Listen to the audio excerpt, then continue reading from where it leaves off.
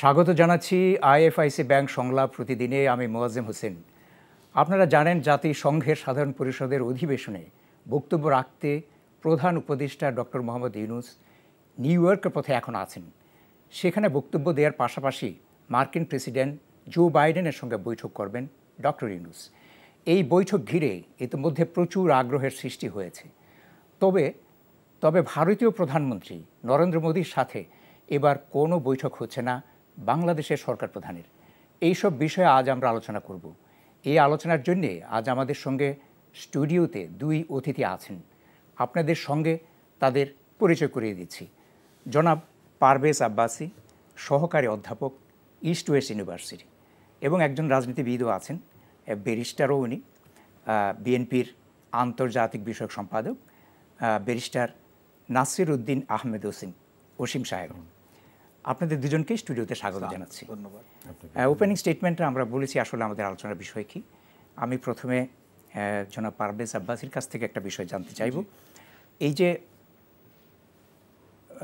Chief অ্যাডভাইজারের বৈঠক হবে জো বাইডেনের সঙ্গে, আমাদের কিন্তু ইমেন্স একটা এক্সপেকটেশন আছে, আগ্রহেরও সীমা নাই। কারণ আপনার গত 30 বছরে বাংলাদেশের কোনো সরকার প্রধানের সাথে এরকম ইউএন সাইডলাইনে বসে মার্কিন প্রেসিডেন্টের কোনো বৈঠক হয়নি। স্বভাবত হয় না কারোর সঙ্গেই আর কি। কিন্তু মার্কিন প্রেসিডেন্ট এবার এই সময়টা দিয়েছেন। আমরা কি আশা করতে পারি এবং আমাদের প্রত্যাশা কতটুকু এবং প্রাপ্তি কতটুকু হতে পারে, এই বিষয়ে আপনি কিছু বলবেন। ধন্যবাদ আপনাকে। আপনি যেমন বলেছেন যে 79তম যেখানে ইউনাইটেড নেশনসের যে সাধারণ সভাতে এখানে হচ্ছে ডক্টর ইউনূস যাবেন বাংলাদেশের প্রতিনিধিত্ব করতে। এটা বোধহয় ওনার বিদেশে প্রথম সফর, বাংলাদেশের ডিফ্যাক্টো যেটা বলবো সরকার প্রধান হিসাবে। জি, এটা হচ্ছে প্রথম। এবং দ্বিতীয়ত হচ্ছে যে প্রেসিডেন্ট বাইডেন হচ্ছে সাইড লাইনে এখানে ইউএনজি এর সাইড লাইনে এখানে হচ্ছে নিউ ইয়র্কে হচ্ছে ডক্টর ইউনূসের সাথে আলাদা করে উনি এখানে মিটিং করবেন, যেখানে হচ্ছে ওরা আমাদের দ্বিপাক্ষিক বিষয় এখানে খোলামেলা আলাপ আলোচনা হবে। একজন বাংলাদেশি হিসাবে নিশ্চয়ই প্রথমতই আমি বলবো যে এটা একটা খুশির বিষয়, যথেষ্ট এখানে যে এটা এক ধরনের একটা গর্বেরও বিষয় যে আমরা হচ্ছে বাংলাদেশের যে যতটুকু আন্তর্জাতিক অঙ্গনে যে আমাদের অর্থনৈতিক প্রবৃদ্ধির জন্য বলেন বা আমাদের উন্নয়নের জন্য যে আমরা যে ভালো কাজটা করেছি সেই রকম কিন্তু আমরা রেকগনিশন ওইভাবে আমরা নিজেদেরকে মার্কেট করতে পারি বিভিন্ন কারণে। জি জি। এবং আগে সরকারের আমল, আমি যেটা কথাটা যেটা আমি ব্যাকগ্রাউন্ডের মধ্যে বলে দিচ্ছি, আগে সরকারের সাথে যদিও বা যুক্তরাষ্ট্র হচ্ছে আমাদের সবচেয়ে ইম্পর্ট্যান্ট ট্রেড পার্টনার এবং আমাদের যে উন্নয়নে হচ্ছে খুব বড় সহযোগী ছিল, যে তবুও তাদের সাথে কিন্তু আগের প্রধানমন্ত্রীর এখানে একটা ব্যক্তিগত কারণে বা রাজনৈতিক কারণে কিন্তু যুক্তরাষ্ট্রের সাথে আমাদের কিন্তু একটা টানাপোড়ান হয়ে গেছে, যেটা অনুচিত ছিল। সো আমাদের সবচেয়ে বড় যে এক্সপোর্ট মার্কেট যুক্তরাষ্ট্র, $7.7 বিলিয়ন এখানে চেঞ্জ হয়ে গেছে। এখানে $7.7 বিলিয়ন এখানে আমরা $2 বিলিয়ন মতো আমদানি করি। আমাদের সবচেয়ে বড় বিনিয়োগকারী ফরেন ডিরেক্ট ইনভেস্টর যুক্তরাষ্ট্র। এবং হচ্ছে যে আমাদের হচ্ছে যে হিউম্যানিটেরিয়ান অ্যাসিস্ট্যান্স দেয় জাপানের পরে দ্বিতীয় হচ্ছে যুক্তরাষ্ট্র। এবং কোভিডে যে আমাদেরকে যে এখানে এককালীন যেখানে যে আমাদের অ্যাসিস্ট্যান্স দেওয়া হচ্ছে কোভিড ভ্যাকসিনে, যুক্তরাষ্ট্র ছিল নাম্বার 1। এবং রোহিঙ্গাদের শরণার্থীদের জন্য যে আমাদেরকে দেওয়া হয়, আমি আপনাকে শুধু বলে দিচ্ছি যে এখানে কী কী কারণে যুক্তরাষ্ট্র দরকারি আমাদের জন্য। এবং যতগুলো হচ্ছে মাল্টিল্যাটারাল ফাইন্যান্সিয়াল ইনস্টিটিউটস আছে, ওয়ার্ল্ড ব্যাংক, এডিবি, IMF, এইসব জায়গার থেকে যে আমাদের যে ঋণের যেখানে নির্ভরশীলতা বেড়ে যাচ্ছে, এখানে কিন্তু যুক্তরাষ্ট্রের সাথে সম্পর্ক ভালো থাকলে কিন্তু আমাদের সুবিধা হয়। তো এখন হচ্ছে সম্পর্কে যেটা বলা হয়েছে রিসেট, এবং কিছুদিন আগে ডোনাল্ড লু এবং হচ্ছে US যে ট্রেজারি সেক্রেটারি আসলেন, যে ওনারা একই কথাই বললেন। তো এবং আমরা এটা প্রত্যাশা করতে পারি, যেহেতু ডক্টর ইউনূস তো আজকের নন, আজকে এখানে উনি এখানে বাংলাদেশ এখানে প্রগতিশীল সরকারে আছে, তো বহুদিন ধরে পশ্চিমা বিশ্বে উনি ওনার হচ্ছে গ্রামীণ ব্যাংকের জন্য এবং হচ্ছে যে ক্ষুদ্র ঋণের জন্য এখানে হচ্ছে বা দারিদ্র দূরীকরণের জন্য ওনাকে এক ধরনের একটা রোল মডেল হিসেবে করেন। এখন আমাদের টাস্কটা হচ্ছে যে কিভাবে বাংলাদেশের সাথে যুক্তরাষ্ট্রে আরও বেশি গভীরতম এখানে হচ্ছে যে অর্থনৈতিক এবং রাজনৈতিক এখানে সহযোগিতা হতে পারে। এর মধ্যে নিশ্চয়ই আসবে হচ্ছে যে আমি আশা করব যেখান থেকে কিভাবে আমাদের জিএসপি প্লাস, যেটা রানা প্লাজার পরে যেটা এটা একটা রিমুভ করা হয়েছিল বা সাসপেন্ড করা, এটা কিভাবে রিস্টোর করা, যাতে ভবিষ্যতে আমাদের যে আমরা রেডিমেড গার্মেন্টস থেকে যখন ম্যানুফ্যাকচারিংয়ে যাচ্ছি সেইগুলোর থেকে আমরা এখানে সুবিধা পেতে পারি রপ্তানি বাজারে, বা আমাদের হচ্ছে ইউরোপিয়ান ইউনিয়নের সাথে যে আমরা জিএসপি প্লাস নিব, শ্রমিক অধিকার বা হচ্ছে আপনাদের হিউম্যান রাইটসের ব্যাপারে আমাদের যে গ্লোবাল ম্যাগনেটসকি অ্যাক্ট আছে ওইটার যেখানে যে আমরা ব্যান্ড আছে এটা কীভাবে সরাতে পারবো, লং টার্ম যে এখানে আছে, এবং বাংলাদেশে কীভাবে আমরা যুক্তরাষ্ট্রের বিনিয়োগ বাড়াতে পারি, বা বাংলাদেশে আমরা হচ্ছে দক্ষ কারিগর কীভাবে পাঠাতে পারি, বা আমাদের এখানকার এগুলো জিনিস ডক্টর ইউনুস করবে। তো ডক্টর ইউনুসের সাথে এখানে যুক্তরাষ্ট্রের প্রেসিডেন্ট যখন দেখা করছে, তার মানে হচ্ছে ওই নিশ্চয়ই এটা পশ্চিমা দর্শকদের কাছেও বা আন্তর্জাতিক বাজারেও কিন্তু এটা একটা পজিটিভ সিগন্যাল এটা সেট করে এবং সিগন্যাল করে। কিন্তু আমাদের এটাও মনে রাখতে হবে যুক্তরাষ্ট্র কিন্তু তাগাদা দিচ্ছে যে সংস্কার করো, এবং হচ্ছে এটা হচ্ছে সর্বজন গ্রহণযোগ্য বা এখানে হচ্ছে ইনক্লুসিভ এবং ক্রেডিবল ইলেকশনস করার জন্য যা যা কাজ করার, এটার ব্যাপারে হচ্ছে যুক্তরাষ্ট্র এখানে হচ্ছে বাংলাদেশ সরকারকে ডক্টর ইউনূসের নেতৃত্বে সহযোগিতা করতে চাচ্ছে। আমাদের মনে হয় ওই দিকে আমাদের লিভারেজ করে যুক্তরাষ্ট্রকে আমাদের এনগেজ করতে হবে। আমাদের কিছু বিষয় আছে, জি জি, ইন্ডিয়ার সাথে আমাদের মানে বাইলেটারাল রিলেশনসটা এখন ইতিহাসের সবচেয়ে খারাপতম অবস্থায় আছে। আমাদের সাথে তাদের কিছু অনেকগুলো অমীমাংসিত বিষয় আছে, নদী ইস্যু আছে, সীমান্ত হত্যা আছে।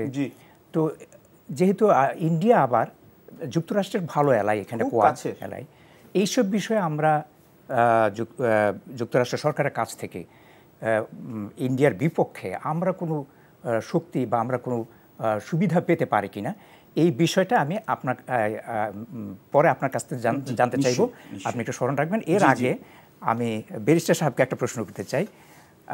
দীর্ঘদিন যাবৎ ক্ষমতার বাইরে আপনারা আছেন, জানেন যে বাংলাদেশের সম্পর্কে আন্তর্জাতিক বিশ্বে একটা প্রোপাগান্ডা আছে, সেটা হলো এটা জঙ্গি রাষ্ট্র, আফগানিস্তানের মতো একটা রাষ্ট্র হয়ে যেতে পারে, এবং এই প্রচারণাটা সবচেয়ে বেশি চালিয়েছে ইন্ডিয়ার মিডিয়াগুলো। একই সঙ্গে কিন্তু আরেকটা আছে যে বিএনপিকেও তারা বিশ্বাস করে না, বলে যে এইটাও পাকিস্তানপন্থী দল। এই যে অপপ্রচার, এই অপপ্রচার বন্ধে আপনাদের কি প্ল্যান আছে বা কি করছেন, এটা একটু জানাবেন। ধন্যবাদ আপনাকে। এনটিভির দর্শক শ্রোতা যারা দেখছেন তাদের সকলের শুভ সন্ধ্যা। আপনি যে আঙ্গিকে প্রশ্নটা করেছেন সেটা হচ্ছে যে সমগ্র বিশ্বের কথা বলেছেন না শুধুমাত্র মার্কিন যুক্তরাষ্ট্রের কথা বলেছেন? সামগ্রিকভাবে গোটা বিশ্বে আছে, কিন্তু তারা ইনফ্লুয়েন্সটা যুক্তরাষ্ট্রের উপর বেশি করে আর কি। বুঝতে পেরেছি। আমি একটা জিনিস বলি যে 2005 সাল থেকে বাংলাদেশ জাতীয়তাবাদী দল এবং তার শরিক দল জামায়াত ইসলামী যখন জোট সরকার ছিল, তখন থেকেই কিন্তু আপনার পত্রপত্রিকায় সিন্ডিকেশনের মাধ্যমে প্রথম আলো এবং ডেইলি স্টার, আমি যদি ভুল না করি কাজী শাহেদ আহমেদের আজকের কাগজ দুর্নীতির বিরুদ্ধে ফলাও করে হাওয়া ভবন এবং তারেক রহমানকে জড়িয়ে নিউজ শুরু করেছিল। সেটার ধারাবাহিকতা এমন একটা পরিণত পর্যায়ে পৌঁছেছে যে সমগ্র বিশ্ব আপনার ব্র্যান্ডিং করেছিল হাওয়া ভবনকে এবং তারেক রহমানকে। আমি যদি আপনাকে একটা প্রশ্ন করি যে তারেক রহমানের রাষ্ট্রীয় দুর্নীতির কতটুকু বাংলাদেশে আওয়ামী লীগ সরকার ক্ষমতায় ছিল, এফবিআই এজেন্টকে দিয়ে সিঙ্গাপুর থেকে তৃতীয় একজন ব্যক্তির টাকা এনেছে, কিন্তু একটা টাকা কি তারেক রহমানের আনতে পেরেছে? 16 বছর ধরে 67% সময় জাতীয় সংসদে ব্যয় করা হয়েছে শহীদ রাষ্ট্রপতি জিয়াউর রহমান, যিনি বাংলাদেশের স্বাধীনতার ঘোষণা করেছিলেন, যিনি বহুদলীয় গণতন্ত্রের জনক, তার বিরুদ্ধে বিষোদ্গার করার জন্য 67% সময় জাতীয় সংসদে যেখানে আইন প্রণয়ন করার কথা ছিল সেটা ওনারা ব্যয় করেছেন। তারেক রহমানের বিরুদ্ধে মিডিয়া থেকে আরম্ভ করে কোনো কিছু বাদ ছিল না তারেক রহমানের চরিত্র হননের জন্য, এবং সেখানে কিন্তু আন্তর্জাতিক বিশ্বে একটা চক্রান্তের, আমার প্রশ্নটা এইটাই যে আপনি দেখেন যে চক্রান্তের 11 সময়ে যেই মামলাগুলো হয়েছিল তারেক রহমান সাহেবের বিরুদ্ধে, সেখানে যে টাকার অঙ্কটা ছিল, আর পরবর্তীতে প্রধানমন্ত্রী হলেন শেখ হাসিনা, তার বিরুদ্ধে যে অভিযোগের টাকার অঙ্কটা ছিল সেটা অনেক বিশাল, 16,000 টাকা, আর ওনার বিরুদ্ধে ছিল 21 কোটি টাকার মতো। কিন্তু তারা প্রোপাগান্ডার মাধ্যমে, তার বিরুদ্ধে 21 কোটি টাকা, 21,000 কোটি টাকা ছিল শেখ হাসিনার বিরুদ্ধে অভিযোগ, আর প্রোপাগান্ডার মাধ্যমে তারা বলে এটা প্রমাণ করলো যে, মানে অন্তত মানুষের কাছে মানুষকে শেখালো যে তারেক জিয়া হলেন আপনার দুর্নীতির বরপুত্র। আপনারা সেটা মোকাবিলা করতে পারেন নাই। না, আমি একটা কথা বলি, ফোর্থ স্টেট বলি আমরা কাকে বলি? জি, মিডিয়া, ইলেকট্রনিক্স মিডিয়া, প্রিন্ট মিডিয়াকে। জি জি। তো প্রিন্ট মিডিয়া তো আপনার কাদের পদতলে ছিল, কাদের পদলেহন করে গেছে গত 16 বছর।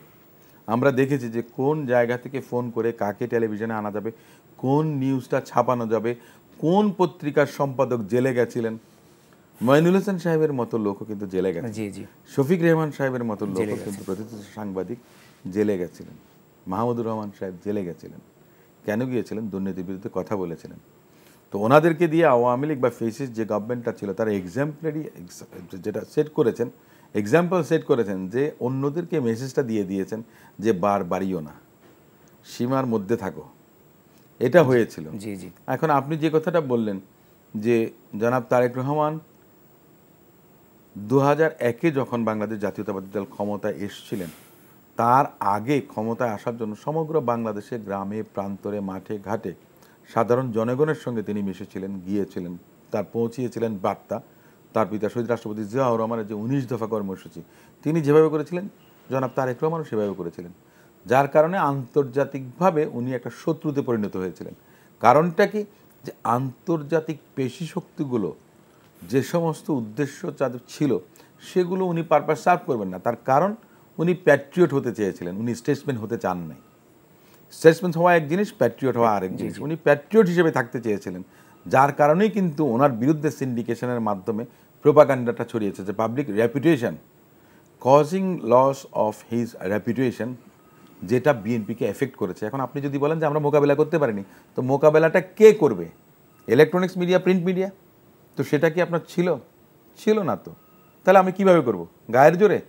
তো আপনি আমাকে ব্র্যান্ডিং করছেন জামাত, বিএনপি, আগুন সন্ত্রাস। আপনি এখন যে কথাটা বললেন যে মৌলবাদ কিংবা আপনার জঙ্গিবাদের কথা, দেখুন বাংলা ভাই থেকে আরম্ভ করে যত আপনার জঙ্গিরা ছিল তাদেরকে কিন্তু দমন করেছে বিএনপি আমলে। বাংলা ভাই গ্রেফতার হয়েছিল, শাইখ আব্দুর রহমান আওয়ামী লীগ নেতার বোনের হাজবেন্ড, তাকেও কিন্তু গ্রেফতার করেছিল বিএনপির সময়। মুফতি হান্নান, তাকেও কিন্তু 2005 সালে বিএনপি অ্যারেস্ট করেছিল, বিএনপির সরকারের সময় পুলিশ অ্যারেস্ট করেছিল। সেই মুফতি হান্নানকে তারেক রহমানের বিরুদ্ধে সাক্ষী দেওয়ানো হয়েছিল 21শে আগস্টের গ্রেনেড হামলা মামলাতে। সেখানে দুদিন পরে মুফতি হান্নান ওনার যে 164 স্টেটমেন্ট যেটা করেছিলেন, তিনি সেটা প্রত্যাহার করে আবেদন করেছিলেন। তার দুদিন পরে ওনাকে ফাঁসি দেওয়া হয়। এটা একটা মিসক্যারেজ অফ জাস্টিসটা কতটুকু আপনাকে এখানে একটু স্মরণ করে দিই। মুফতি হান্নানকে কিন্তু 400 দিন রিমান্ডে নেওয়া হয়েছে। জি, কখনো কিন্তু তিনি আপনার কখনো কনফেশন করেননি। কনফেশনাল স্টেটমেন্টটা করেছেন কখন? আব্দুল কাহার আকন্দ নামে একজন পুলিশ কর্মকর্তা, যে আপনার রিটায়ারমেন্টে চলে গেছেন, যাকে আপনার পুনর্বহাল করে চাকরিতে এই স্টেটমেন্ট আদায় করা হয়েছিল এবং অ্যাওয়ার্ড দেওয়া হয়েছিল, রিওয়ার্ড দেওয়া হয়েছিল, তাকে এমপির নমিনেশন দিয়েছিল বাংলাদেশ আওয়ামী লীগ। একজন সাবেক আইজির বিরুদ্ধে, একজন অ্যাসিস্ট্যান্ট কমিশনার প্রমোটই, তাও তাকে আপনার অ্যাওয়ার্ড রিওয়ার্ড দেওয়া হয়েছে। এখন সামনে আমার কথাটা হচ্ছে যে দেখেন, আমি একটু বলে নেই যে মুফতি হান্নান তো নেই, তারেক রহমান সাহেব যখন ওনার মামলাটা ডিফেন্ড করবেন, যে ক্রস এক্সামিন করবেন উইটনেসকে, কিভাবে করবেন আপনি? তাকে তো আপনি ফাঁসি দিয়ে দিয়েছেন। এই যে মিসক্যারেজ অফ জাস্টিস এই দেশে হয়েছে, জনগণের তো বলার কিছু ছিল না। আপনার 564টা জায়গায় একদিনে বোমা হামলা হয়েছিল। সে বোমা হামলার যে উপকরণ আরডিএক্স, সে আরডিএক্স তো ভারত থেকে এসছে। জেএমবি গঠন হয়েছিল ভারতের মাটিতে। আমি বলতে চাচ্ছি যে এই যে একটা কনস্পিরেসি, এটা খুবই শক্তিশালী কনস্পিরেসি, সেটার বিরুদ্ধে আপনাদের যে গেছে, যে সময় যেটা চলে গেছে গেছে, কিন্তু সামনে আপনারা এইগুলা যদি রুখতে না পারেন তাহলে তো এই সুসময়টা আমরা ধরে রাখতে পারবো না। সেইটার জন্য আপনারা কি পরিকল্পনা? আমি একটা জিনিস বিশ্বাস করি, দেখুন 16 বছরের স্বৈর শাসন কিন্তু 16 দিনের ছাত্র জনতার আন্দোলনে বিদায় নিয়েছেন। আমরা যেটা 16 বছর পারিনি, কিন্তু তার মানে এই কি আমরা ব্যর্থ ছিলাম? না। 16 বছরে আমাদের 1000-এর উপরে নেতাকর্মী গুম হয়েছে, 3500 নেতাকর্মী খুন হয়েছে, 50 লাখ মামলা, 1 কোটি নেতাকর্মী আপনার আসামি ছিলেন। বেগম খালেদা জিয়ার মতো নেত্রী জেলখানায় দিনাতিপাত করেছেন। তারেক রহমান বিদেশে নির্বাসনে আছেন। তার স্ত্রী সম্ভ্রান্ত একটা ফ্যামিলির ভদ্রমহিলা, যিনি আপনার ঢাকা মেডিকেল কলেজ থেকে আপনার MBBS করেছেন, এমনকি আপনার লন্ডনে উনি FRCS আপনার ইম্পেরিয়াল কলেজ থেকে ফার্স্ট হয়েছেন। সেই ভদ্রমহিলা পর্যন্ত আপনার দুর্নীতির মামলায় আসামি হয়েছে। এটা খুব দুর্ভাগ্যজনক এই দেশে। আমরা যখন ক্ষমতায় আসি তখন দুদককে আমাদের কাজে আমরা টুলস হিসেবে আমরা ইউজ করি, তো সেটা বিগত 16 বছর হয়েছে। একটা পর্যায়ে এসে কার্যকর বিরোধী দলের ভূমিকাটা বিএনপি রাখতে পারেনি। কেন পারেনি? ওই তকমা দেওয়া হয় যে আগুন সন্ত্রাস, জামাত, বিএনপি, যে বিদেশিদের কাছে আপনার তুলে দেওয়া হয়, যার কারণে একটা স্বৈর শাসক একটা পর্যায়ে এমন অবস্থা তৈরি করে যে ব্যাংক লুট থেকে আরম্ভ করে, টাকা পাচার থেকে আরম্ভ করে, রাষ্ট্র যখন আপনি 1 কোটি টাকায় আপনার মেট্রো রেলের একটা স্টেশনে কাজ হয়েছে, যেটার কথা বলা হয়েছিল যে 100 কোটি টাকা লাগবে, তো এটা কিভাবে সম্ভব হয়েছে? তাহলে পরিবর্তন একটা হয়েছে। এই পরিবর্তনের আপনার বাতাসটা মিডিয়া, ইলেকট্রনিক্স এবং প্রিন্ট মিডিয়াতে লাগবে, যেটা সবচেয়ে সহজে জনগণের মাঝে পৌঁছাতে পারে। আমরা আপনাদের সহায়তা নিয়ে, আপনারা স্বাধীনভাবে, নিরপেক্ষভাবে আপনারা, আমি মনে করবো যে প্রচার করবেন সবাই, আমি মনে করি সমস্ত ইলেকট্রনিক্স এবং প্রিন্ট মিডিয়াগুলো এই কাজটা করবেন, সত্যটাকে তুলে ধরবেন। যে আলোচনাটা আমরা চালাচ্ছিলাম, প্রশ্নটা আপনাকে করিয়ে রেখেছিলাম যে ভারতের প্রচণ্ড বিরোধিতা আছে এবং যুক্তরাষ্ট্রের খুব ভালো এলাই হচ্ছে ভারত এগেনস্ট চায়নাস এক্সপানশন আর কি। অ্যাবসলিউট। তো সো এখন ভারতের সাথে আমাদের সমস্যা আছে, সেই ক্ষেত্রে যুক্তরাষ্ট্র আমাদের জন্য কতটুকু ভারতকে অগ্রাহ্য করে আমাদের জন্য কোনো সুখবর আনতে পারবো কিনা যুক্তরাষ্ট্রের কাছ থেকে, আপনি কি মনে করেন? দেখুন, প্রশ্নটা খুবই ইন্টারেস্টিং, কিন্তু আমার এখানে হচ্ছে আনসারটা কিন্তু কোনো ক্লিয়ার কাট না। আমরা বলে দিচ্ছি কারণটা কেন। এক হচ্ছে, আমরা সবাই জানি যে এখন হচ্ছে ভারতের সাথে আমাদের সম্পর্কটা অবনতি হয়েছে, এবং আওয়ামী লীগ সরকারের পতনের পর আমি যেটা দেখলাম ওদের মিডিয়াতে, এবং আমার যে অভিজ্ঞতা হয়েছে, যে একটা হচ্ছে যে পরোক্ষ অভিজ্ঞতা, প্রত্যক্ষ অভিজ্ঞতা হচ্ছে যে 3-4টা সবচেয়ে বড় নিউজ চ্যানেল এখানে টক শোতে গেছি। CNN, নিউজ 18, ইন্ডিয়া টুডে, আপনার NDTV, Y1। বিপদ হচ্ছে যে ওরা বাংলাদেশ থেকে আগে থেকে ওদের যে অন্যান্য যে মনে করেন ভাই আছেন, অসীম ভাই আছে, এখানে ভারত থেকে যারা আসেন তারা আগে থেকেই বলা শুরু করে বাংলাদেশ আফগানিস্তান হয়ে গেছে, বাংলাদেশ তালেবান এটা হয়ে যাচ্ছে, বিএনপি তো হচ্ছে চায়না এবং হচ্ছে পাকিস্তানে এখানে ইশারায় চলে, মানে এটা হচ্ছে দেখে। এবং যখনই আপনি এটা ডিফেন্ড করা শুরু করেন যে আমরা বাংলাদেশি, তো বাংলাদেশের হয়েই বলবো, যেখানে হচ্ছে যে তখনই কিন্তু আপনার কথাটা ওরা থামিয়ে দিতে চায়, আর যদি থামাতে পারে না, কিন্তু শেষ পর্যন্ত ওরা হচ্ছে যে ওরা ওদের পয়েন্টে টিকে। এবং আপনি যদি দেখেন এখানে অল পার্টি মিটিং হলো প্রাইম মিনিস্টার হাসিনার পতনের পর, আপনি একে একে দেখেন। রাজনাথ সিং হচ্ছে যে আর্মি এখানে সিনিয়র কমান্ডারের সাথে কথা বলার জন্য বলছিলেন ইসরায়েল, ইউক্রেন, মানে ইসরায়েল, প্যালেস্টাইন, ইউক্রেন, রাশিয়া, এবং তারপর বলছে বাংলাদেশের পরিস্থিতি। কিভাবে এটা সম্পর্ক আছে আমি তো বুঝতে পারছি না। মানে দেয়ার ইজ নো রিলেশনশিপ, মানে এখানে হচ্ছে যে দিস ইজ এটা থট বেলুনের মতো দেওয়া, মানে এটা মানসিক চাপ। এখন আন্তর্জাতিক মহলে এভাবে রাশিয়ার মতো একটা সুপার পাওয়ার এখানে হচ্ছে ইউক্রেনকে হজম করতে পারে না, তো এটা অত সহজ না। আমার মনে হয় যে মিডিয়া এখানে একটা এখানে চাপ তৈরি করে, এটা মানসিক চাপ, এখানে এটা সাইকোলজিক্যাল এখানে একটা ওয়ার যেটাকে বলে। তারপরে আপনি দেখুন হচ্ছে যে এখানে প্রেসিডেন্ট বাইডেনের সাথে নরেন্দ্র মোদী কথা বললেন, কথা বলার সময় উনি হচ্ছে বাংলাদেশের ইস্যুটা শুনলেন। আমরা কিও জানো ওনাদের ওখানে হচ্ছে ফরেন সেক্রেটারির কাছে বা মিনিস্ট্রি অফ এক্সটার্নাল অ্যাফেয়ার্সের সেক্রেটারি মিশ্রার কাছেই আমরা শুনলাম, যেখানে বিক্রম মিস্ত্রির কাছে। আচ্ছা, তারপর কি উনি যখন ডক্টর ইউনুসের সাথে, প্রফেসর ইউনুসের সাথে যখন আলাপ করলেন, কথা বলার পরে উনি বললেন হচ্ছে মাইনরিটি কমিউনিটিজের নিয়ে, বা এখানে সনাতনী সম্প্রদায়ের উপরে হচ্ছে আক্রমণ হচ্ছে, এটা নিয়ে। ভাগ্যিস ডক্টর ইউনুস হচ্ছে সংযত ভদ্রলোক মানুষ, উনি যদি বলতেন যে আমি যে তাহলে ভারতে যেখানে মুসলমানদের উপর নিপীড়ন হচ্ছে, অত্যাচার হচ্ছে, তাহলে ওটা নিয়ে আমি শঙ্কিত হয়ে শঙ্কা প্রকাশ করি। আমি দেখুন, এখন আপনাকে একটা জিনিস বুঝতে হবে, বাংলাদেশে কিন্তু যে দলই হোক, কি বিএনপি কি আওয়ামী লীগ, ভারতের সাথে খুব অত্যন্ত খারাপ সম্পর্ক কিন্তু কেউ চায় না। কেন? এটা হচ্ছে যে আমরা হচ্ছে 3 দিকে ভারত দ্বারা সারাউন্ডেড, এটা হচ্ছে এবং আমাদের নেপাল বা ভুটানের মতো আমাদের ওই ভাগ্যটাও নেই যে চীনের সাথে আমাদের একটা নেবারিং জায়গা আছে, তো ওইটা, বা শ্রীলঙ্কা বা মালদ্বীপের মতো নেই যে আমরা চাই দ্বীপে একটা বা আইল্যান্ড নেশন, যেখান থেকে আমরা এখানে ওশেন দিয়ে আমরা করতে পারবো। এবং ভারতের সাথে হচ্ছে আমাদের দ্বিতীয় বৃহত্তম হচ্ছে আমদানি বাজার, এবং প্রায় 15 থেকে 17 বিলিয়ন ডলারের ব্যবসা হয় সব মিলিয়ে, আমদানি রপ্তানি করে। ওরাই আমদানি বেশি করে, কিন্তু আমদানি বেশিরভাগ করি কাঁচামাল বা হচ্ছে খাদ্যদ্রব্য, যেটা অন্য জায়গায় থেকে আনতে গেলে খরচ বেশি। আমাদের হচ্ছে 54 থেকে 55টা হচ্ছে যে কমন রিভার্স, এবং যেগুলো হচ্ছে ওটার আবার বিশাল বড় ইস্যু আছে, যে ওরা হচ্ছে ওখানে ড্রেন মানে ড্যাম করেছে ইত্যাদি করেছে এটার সাথে। তো এটার সাথে হচ্ছে যে আমাদের ওদের সাথে নেগোসিয়েশন না করে তো কোনো উপায় নেই এটাকে আমাদের এখানে পিসফুলি রিজলভ করার জন্য। আমাদের বোধহয় ওদের তৃতীয় বৃহত্তম, দ্বিতীয় বা তৃতীয় বৃহত্তম হচ্ছে যে আমাদের পর্যটকরা ভারতে যাই হচ্ছে ভারত এই বাংলাদেশ থেকে আমাদের চিকিৎসা খাতের জন্য বা আমাদের ঘোরার জন্য, ট্রিটমেন্টের জন্য, এবং অনেক প্রচুর ভারতীয় কিন্তু বাংলাদেশে এখানে নামে বেনামে কাজ করেন এখানে। এবং এটা কিন্তু, এবং আমরা কিন্তু এস জয়শঙ্কর পার্লামেন্টে বলছিলেন, জি একদম অফিশিয়ালি বলছেন যে 19,000, এর চেয়ে আরো বেশি আছে। স্বরাষ্ট্র মন্ত্রণালয় কিন্তু বলেছিল যে 85,000 বৈধভাবে কাজ করে, এবং অনেকে আছে ওয়ার্ক করে 5 লাখ অবৈধভাবে কাজ করে। আমি বলবো যে একটু বেশি হবে, মানে আমি হচ্ছে যে মানে অন্তত 85,000 চেয়ে বেশি হবে এখানে। না 85,000 কিন্তু বলেছে অবৈধভাবে 5 লাখ, এবং সেকেন্ড হাইয়েস্ট রেমিটেন্স আর্ন করে বাংলাদেশ থেকে ভারত। এটা তাদেরই। আমি আপনাকে একটা কথা বলি, এই গতকালকের আগের দিন ভারতের স্বরাষ্ট্রমন্ত্রী উনি বললেন, অমিত শাহ ঝাড়খণ্ডে বললেন যে বাংলাদেশ থেকে যারা অনুপ্রবেশ করে তাদেরকে উল্টা ঝুলে তারপরে। আচ্ছা, আমি এখন আপনাকে একটা কথা বলি, এখন এটা কেন বলছে, কিসের জন্য বলছে, এগুলো বলছি আমি তো আপনার কনটেক্সটটা বললাম, এখন একে একে উত্তরগুলো দিই। তো ভারতের সাথে সম্পর্কটা আমাদের আছে, এবং অলরেডি ভারতের সাথে আমাদের রপ্তানি বা আমরা যে ভারত থেকে যে আমরা আমদানি করি, ওদের রপ্তানি 26% কমে গেছে। এখন ভারতে এটা নিয়ে চিন্তা করা উচিত। কিন্তু আরেকটা হিসাব হচ্ছে, আমাদের হচ্ছে যতগুলো কানেক্টিভিটি প্রজেক্ট আছে যে নর্থ ইস্ট ইন্ডিয়ার সাথে, এটা সবগুলো কিন্তু ফাইন্যান্স করে এডিবি, এবং এডিবির সাথে অনেকগুলো প্রজেক্ট আছে যেটা আমরা কম্প্রিহেনসিভ ইকোনমিক পার্টনারশিপ এগ্রিমেন্ট ইত্যাদি, যেটা আমরা ভারতের সাথে ডিপার ইকোনমিক রিলেশনশিপ আমরা চাই।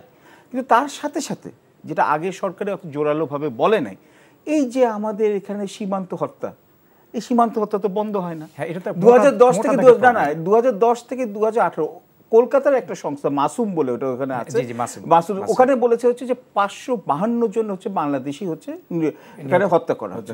এবং হচ্ছে সর্বশেষ ফেলানি দিয়ে আমরা শুরু করি, সর্বশেষ হচ্ছে স্বর্ণা দাস বলে একটা, দাসের পরে আরেকজন আব্দুল্লাহ, হ্যাঁ মাইনরিটির এক, আচ্ছা না জয়ন্ত কুমার আছে, জয়ন্ত কুমার, দুজনের বয়স 16 বছর। আচ্ছা, কিন্তু দেখুন ওখানে কিন্তু বলছে যে হিন্দুদের উপর আক্রমণ হচ্ছে, একজনের উপর আক্রমণ করা উচিত না, বাংলাদেশের প্রত্যেকের অধিকার সমান, এটার উপর আমরা তীব্রভাবে প্রতিবাদ করি। কিন্তু এখানে তখন তো এখানে ইন্ডিয়াতে বলা হয় না কেন বর্ডার কিলিং করা হচ্ছে। আমি দেখুন দোষারোপ করলে দুই পক্ষকে দোষারোপ করতে পারে। এখন একটা জিনিস হচ্ছে যে ভারতকে বুঝতে হবে যে বাংলাদেশ এবং ভারতের সাথে আমরা দুই দিনের হচ্ছে দ্বিপাক্ষিক সম্পর্কে আরও গভীরতর করতে হবে, কিন্তু বাংলাদেশ নিজের স্বার্থ রক্ষা করবে এবং বাংলাদেশ নিজের আত্মমর্যাদা বিলীন করবে না। এটা হচ্ছে সবচেয়ে ইম্পর্টেন্ট জিনিস। দেখুন ওরা আওয়ামী লীগের সময় যতগুলো সরকার এখানে, এবং আমি রাজনৈতিকভাবে কোনো দলের সাথে নাই, যে ভালো করবে সেখানে আমি সাধারণ মানুষের মতো এখানে সমর্থন করব।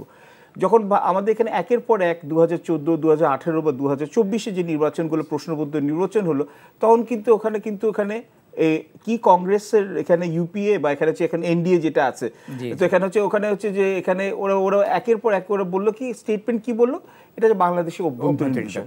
এখন কেন অভ্যন্তরীণ বিষয় না? আমি তার মানে হচ্ছে যে ওদেরকেও বুঝতে হবে যে ভারতের সম্পর্ক হচ্ছে বাংলাদেশের 17 কোটি মানুষের সাথে, একটা দলের সাথে না, একটা পরিবারের সাথে না। বিএনপি তো ভারতের সাথে, এবং আমি আপনাকে একটু আমাকে একটা কথা বলি, আমি একটা জিনিস বলবো যে বিএনপির আমি বলবো যে অনেকে বলে যে এখানে বৈদেশিক নীতি বা পররাষ্ট্র নীতিতে এখানে ওরা হচ্ছে মুন্সিয়ানা দেখে না, কিন্তু আমাকে বলতে হবে যে জেনারেল সেক্রেটারি মির্জা ফখরুল বা হচ্ছে আপনাদের যেখানে তারেক রহমান আছেন, ওনাদের কিন্তু এখানে একটা ম্যাচুরিটি দেখা গেছে। ওরা বলছে ভারতের সাথে সম্পর্ক আমরা কিন্তু উন্নয়ন করতে চাই। সো এখানে কিন্তু, এবং ভারতের কি সমস্যা আছে যে বিএনপি বা জামাত বা অন্যান্য রাজনৈতিক দলের সাথে এনগেজ করতে? আমাদের কেউ তো বলে নাই যে এখানে শুধু আওয়ামী লীগের সাথে আপনি এনগেজ করবেন, আওয়ামী লীগের সাথে করবেন এটাও তো কেউ বলে নাই। এবং ঝাড়খণ্ডে যে উনি যেটা বললেন, কিন্তু আসামের যে ওদের বিজেপির যে চিফ মিনিস্টার, উনি কিন্তু বলেছেন যে এখানে থেকে বাংলাদেশ থেকে ইকোনমিক অ্যাসাইলাম সিকাররা আসে, কিন্তু এখানে এবং তাও মাত্র 50 জন, কিন্তু কোনো রাজনৈতিক কারণে কেউ আসে নাই। এবং ঝাড়খণ্ডে যেহেতু ওখানে স্টেট অ্যাসেম্বলি নির্বাচন হচ্ছে, তখন কিন্তু হচ্ছে বাংলাদেশ ইস্যুটা করা এবং এনআরসি এবং সিএএ, তখনই তো আমাদের প্রতিবাদ করা উচিত ছিল যে বাংলাদেশে তখন তো ছিল মিত্ররাষ্ট্র কেন বলছে হচ্ছে যে এখানে হচ্ছে আমরা অবৈধভাবে বাংলাদেশ এখানে আসে। এবং আপনার প্রশ্নের উত্তরটা এখানে হচ্ছে যে আপনি যদি একটু সময়টা দেন তাহলে আমি এটা বলবো। এখানে একটু আমাকে ওনাকে একটা প্রশ্ন আমি করে নেই, যদি সুযোগ পাই আবার আপনার কাছ থেকে শুনবো।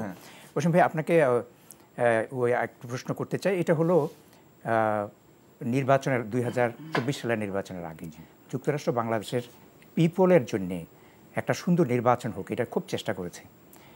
গার্ডিয়ান একটা দি গার্ডিয়ান যেটা ইয়া থেকে ইংল্যান্ড থেকে প্রকাশিত হয়, সেখানে 3রা সেপ্টেম্বর একটা রিপোর্ট করলো। সেই রিপোর্টে 2টা না 3টা লাইন লিখেছে যে যুক্তরাষ্ট্র চুপ হয়ে গিয়েছিল শেষ পর্যন্ত।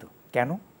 কারণ ইন্ডিয়ার তাকে বলেছিল যে বাংলাদেশের এই থাকতে এই যে মানে একটা পরিস্থিতি, যেই পরিস্থিতি বাংলাদেশের মানুষকে মোকাবেলা করতে হয় এবং আপনাদেরকেও করতে হবে, যে কোনো কিছু হলে পরে যুক্তরাষ্ট্র এবং ইন্ডিয়া বাংলাদেশের স্বার্থের বাইরে চলে যাচ্ছে, সেটা আপনারা কিভাবে মোকাবেলা করবেন? সামনে তো আপনারা হয়তো ক্ষমতায় আসবেন, সেটা কিভাবে দেখছেন? একটা কথা বলি, এটা কিন্তু বেশ, এটা যে 2024 সালের নির্বাচন তা না, কিন্তু এর আগের নির্বাচনগুলো তো একই জিনিস কিন্তু ঘটেছিল, একইভাবে কিন্তু মার্কিন যুক্তরাষ্ট্রের ভূমিকাটা ছিল আপনার, যেটা ছিল ডিউবিয়াস।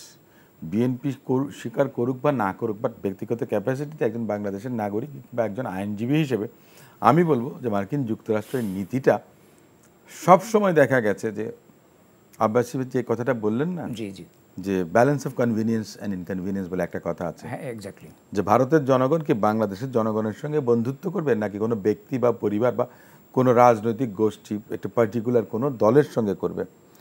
এখন আমরা যদি বলি যে মার্কিন যুক্তরাষ্ট্র কিন্তু একই লাইনে ছিলেন, তারা ভারতের বাইরে কিন্তু কোনো কিছু করেননি। কারণ আমাদের সবচেয়ে বড় যে ল্যান্ড বর্ডারিং, যে আমাদের বর্ডার শেয়ারিং যেটা ল্যান্ড, এইটা সেটা তার মানে আমাদের দেশের 2/3 আমরা 3 দিক থেকেই ভারত দ্বারা পরিবেষ্টিত। বিভিন্ন কারণে, স্ট্র্যাটেজিক কারণে, জিওগ্রাফিক্যাল কারণে, জিওপলিটিক্যাল বিভিন্ন ইস্যুতে ভারত আমাদের অনেক বেশি ইম্পর্টেন্ট একটা নেইবার। আবার এট দ্য সেম টাইম ভারতের সঙ্গে যুক্তরাষ্ট্রের যে অ্যালায়েন্সটা, সেটা হচ্ছে যে আপনার যে স্ট্র্যাটেজিক যে অ্যালায়েন্স, যেটা গ্লোবাল, তাই না, সেটা হচ্ছে চায়নাকে ঠেকানো বা এই জাতীয় কোনো কিছু। তো এখন মনে করেন যে যুক্তরাষ্ট্র, এই যে ডক্টর ইউনূস সাহেব মার্কিন প্রেসিডেন্ট বাইডেনের সঙ্গে সাক্ষাৎ করবেন, আমি যদি একটু ঘুরিয়ে বলি যে না, মার্কিন প্রেসিডেন্ট ডক্টর ইউনূস সাহেবের সঙ্গে দেখা করবেন। আমার একবার সৌভাগ্য হয়েছিল 2012 সালে আপনার শিকাগোতে নোবেল লরিয়েটদের কনফারেন্স হয়েছিল। আমি যদি ভুল না করি, ওনাকে ডক্টর ইউনূস কিংবা প্রফেসর ইউনূস হিসেবে অ্যাড্রেস করা হয় না, মোহাম্মদ ইউনূস। মোহাম্মদ ইউনূস বলে জিকির হয়। আমার কাছে মনে হয় যে অন্যান্য নোবেল লরিয়েটরা যখন বক্তব্য রেখেছিল তখন রাউন্ডের অ্যাপ্লোজ বসে হয়েছিল, ডক্টর ইউনূস সাহেবের নামটা যখন ডিক্লেয়ার হলো, আমরা সেখানে 1200-র মতো আমরা রিপ্রেজেন্টেটিভ ইনভাইটই ছিলাম আমরা, স্টেট গেট হিসাবে ইউনাইটেড স্টেটসের। 5 থেকে 7 মিনিট রাউন্ড অফ অ্যাপ্লোজ হয়েছিল দাঁড়িয়ে। আমার ভাইয়েরা থাকেন, কয়েকজন ভাই থাকেন, তারা বলেছেন যে মোহাম্মদ ইউনূস। সো সেই ক্ষেত্রে উনি যে আপনার জাতিসংঘে যাচ্ছেন বা ভাষণ দেবেন, এটা ওনার জন্য খুব বড় কিছু না, কিন্তু উনি সমগ্র বিশ্বে কিন্তু আপনার, যেমন মার্গারেট থেচার মনে করেন যে একটা স্পিচ দেওয়ার জন্য কত টাকা চার্জ করতেন, বিল ক্লিন্টন কত টাকা চার্জ করেন, আপনার যে টনি ব্লেয়ার, আপনার হিলারি ক্লিন্টন, ওবামা, তাদের লেভেলটা, ওবামা অ্যাজ ওয়েল, তাদের লেভেলটা অনেক উপরে চলে গেছে। এবং doctor Yunus stands above any head of the government or head of the state. এখন আমার কথাটা হচ্ছে যে আমি মনে করবো, যে কথাটা আপনি বললেন যে মানে ভারতের কথা টেনে আনলেন, আমি মনে করি যে যুক্তরাষ্ট্র একজন ব্যক্তি ডক্টর ইউনূস সাহেবের সঙ্গে সম্পর্ক না করে বাংলাদেশের 17-18 কোটি মানুষের সঙ্গে যে আশা আকাঙ্ক্ষাটা যেটা, সেটার যেন অন্তত প্রতিফলনটা বুঝতে পারেন। বিগত দিনে কিন্তু ওনারা, আমি মনে করি না যে ওনারা অন্তত করেছেন, কারণ ওনারা কিন্তু ওই একই বারমুডা ট্রায়াঙ্গেলের মধ্যে চলে গেছেন, যে এদিক দিয়ে গেলে প্লেনটা ওখানেই কিন্তু নেমে যাবে। এই কাজটা যেন ওনারা না করেন। আমাদের অনেক আশা যে যুক্তরাষ্ট্র, আপনার এক ছোট্ট একটা কাহিনী বলি, যে দ্বিতীয় মহাযুদ্ধের পরে জাপান আত্মসমর্পণ করেছিল কিন্তু যুক্তরাষ্ট্রের কাছে, আর যুক্তরাষ্ট্র অ্যাটমিক বম্ব ফেলেছিল। তাদের চয়েস ছিল 2টা, সোভিয়েত ইউনিয়নের কাছে করতে পারতো, যুক্তরাষ্ট্রের কাছেও করতে পারতো, কিন্তু তারা রিলাই করলো শেষ পর্যন্ত যুক্তরাষ্ট্রের উপর। সো আমরা মনে করি যে যুক্তরাষ্ট্রের উপরে আমরা এখনো রিলাই করি। তারা বাংলাদেশের 17 কোটি 18 কোটি মানুষের সঙ্গেই তারা যোগাযোগ রাখবেন, সম্পর্ক উন্নত হবে। আজকে আসলে আমাদের সময় শেষ হয়ে গেছে। আমাদের অনেক কথা ছিল, আলোচনা ছিল, এবং মানুষও শুনতে চায়। আমরা চেষ্টা করব ভবিষ্যতে আমাদের এই আলোচনাগুলো যাতে আমরা সামনের দিকে নিয়ে যেতে পারি। আপনাদের দুজনকে আমরা ধন্যবাদ জানাচ্ছি এই স্টুডিওতে আসার জন্য। আপনারা কষ্ট করেছেন, কৃতজ্ঞতা আপনাদের। অনেক ধন্যবাদ আপনাকে। আজকে এই পর্যন্তই ছিল আইএফআইসি ব্যাংক সংলাপ প্রতিদিনে। আপনারা ভালো থাকবেন, সুস্থ থাকবেন। বিদায় নিচ্ছি। আল্লাহ হাফেজ।